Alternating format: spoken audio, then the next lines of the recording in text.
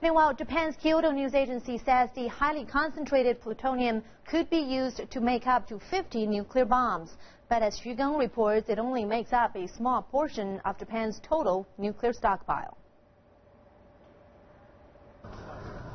Nearly 3 years after the Fukushima meltdown, the production of electricity using nuclear power remains a highly contentious issue in Japan.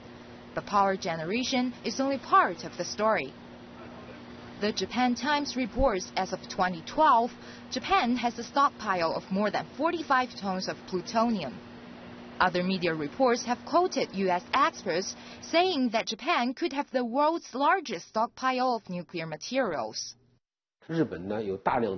Japan has a store of highly concentrated plutonium that could be used to make thousands of nuclear bombs.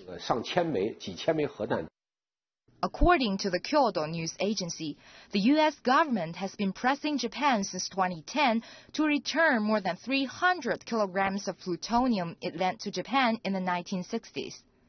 At first, Japan resisted, saying it needed the plutonium for research purposes.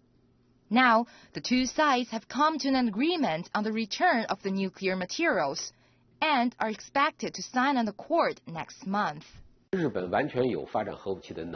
Japan has had the ability to develop nuclear weapons since the 1960s. When the United States discovered Japan was developing nuclear weapons, Japan was required to destroy all its nuclear facilities and labs and return the nuclear materials to the U.S.